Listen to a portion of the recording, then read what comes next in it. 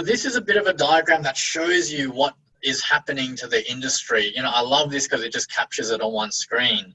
So as you can see, from 2001 all the way to 2011, in the top 5 public companies by market capital in the US, only 1 out of the top 5 companies were technology based. Yeah. Now here today, this one is showing from 2016 and beyond.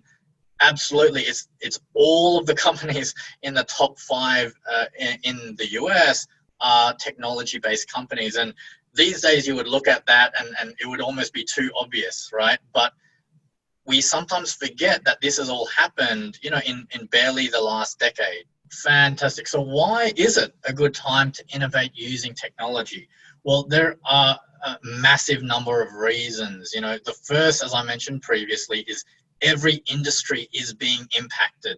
Yeah, and there's a statistic that shows that 84% of executives in companies actually already acknowledge that the business model that they are in is soon to expire, right? So that's a lot in so many industries.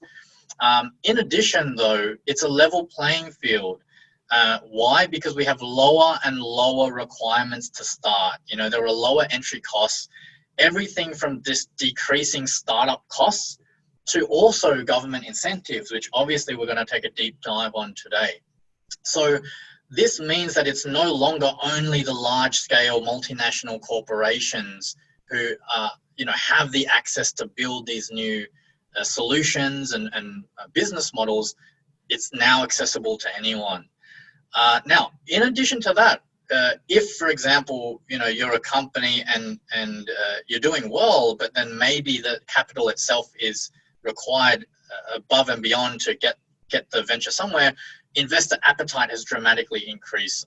Many people don't know, in 2017, so barely 3 years ago, the venture capital across the Asia Pacific peaked higher than that of the USA.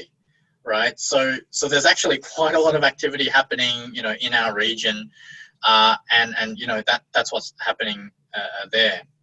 Now, in addition, there's a commercial partner appetite has increased. So these corporations, other businesses, many people know they can't afford an innovation unit of people just sitting there trying to innovate all the time.